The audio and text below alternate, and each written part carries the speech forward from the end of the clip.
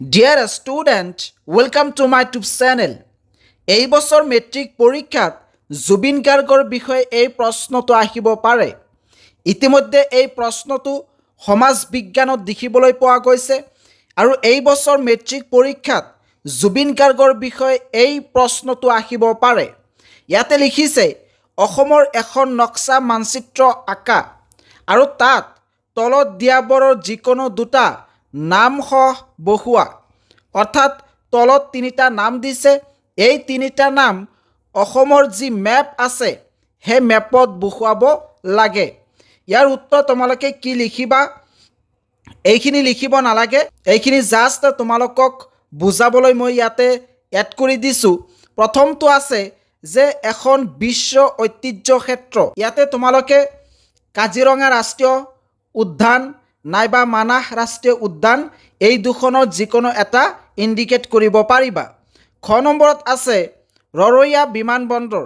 এই ৰৰৈয়া বিমানবন্দৰটো যোৰহাটত অৱস্থিত আৰু যি কাজিৰঙা নেশ্যনেল পাৰ্ক যিটো আছে এইটো গোলাঘাট আৰু নগাঁও জিলাৰ সীমান্তত অৱস্থিত। গ নম্বৰ হৈছে জুবিন গাৰ্গ সমাধি ক্ষেত্ৰ, অৰ্থাৎ জুবিন গাৰ্গৰ যি সমাধি ক্ষেত্ৰ আছে সেই সমাধি ক্ষেত্ৰখন অসম মেপত ইণ্ডিকেট কৰিব লাগে।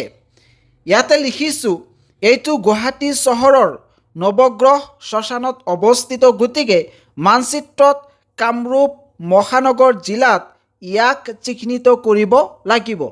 এইখিনি লিখিব নালাগে, জাষ্ট তোমালোকে এনেকুৱা ধৰণৰ এখন মানচিত্ৰ অংকন কৰিবা আৰু সেই মানচিত্ৰ অংকন কৰি জুবিন গাৰ্গৰ সমাধি ক্ষেত্ৰ ক'ত আছে, এখন বিশ্ব ঐতিহ্য ক্ষেত্ৰ ক'ত আছে, লগতে ৰৰৈয়া বিমানবন্দৰ ক'ত আছে সেইখিনি ইণ্ডিকেট কৰিবা।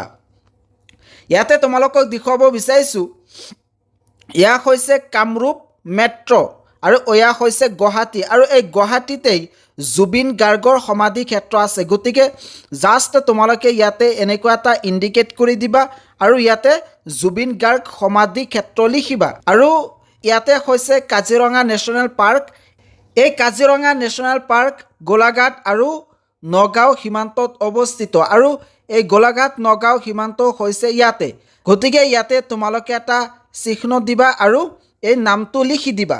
ৰৰৈয়া বিমানবন্দৰ এই নগাঁৱত অৱস্থিত আৰু এই ঠাইডোখৰ হৈছে নগাঁও।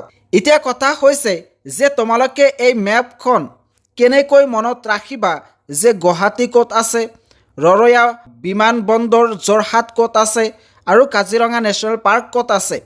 ইয়াতে তোমালোকে একেবাৰে মিডিলৰ ফালে দেখিবলৈ পাবা যে কাজিৰঙা নেশ্যনেল পাৰ্ক, আৰু ইয়াতে যিটো গেপ আছে এনেকৈ যোৱাৰ পিছত এই ঠাইডোখৰ ইয়াতে অলপ ওখ আছে আৰু ওখৰ পিছত ইয়াতে অলপ ডাউন আছে আৰু ডাউনৰ অলপ সিফালেই গুৱাহাটী আছে আৰু ইয়াতে জুবিন গাৰ্গৰ সমাধি ক্ষেত্ৰ। আৰু তোমালোকে ইফালৰ পৰা যাবা, যোৱাৰ পিছত অলপ তলফালে যাবা, অলপ ওপৰ ফালে আহিবা, তাৰপিছত অলপ তলফালে যাই আকৌ যেতিয়া ওপৰৰ ফালে আহিবা তেতিয়াই যোৰহাট দেখিবলৈ পাবা আৰু এই যোৰহাটতেই ৰৰৈয়া বিমানবন্দৰ আছে। বহুতো ছাত্ৰ ছাত্ৰীয়ে একেবাৰে সুন্দৰকৈ এই মেপ অংকন কৰি থৈ আহে, কিন্তু এইখিনি নিলিখে। এইখিনি নিলিখাৰ কাৰণে কিন্তু ফুল মাৰ্কছ নাপায়। তোমালোকে এনেকৈ আষ্টানি দি নৰ্থ চাউথ ইষ্ট ৱেষ্ট এনেকৈ লিখি দিবা। এনেকৈ যদি লিখিব পাৰা তেতিয়াহ'লে ফুল মাৰ্কছ পাবা।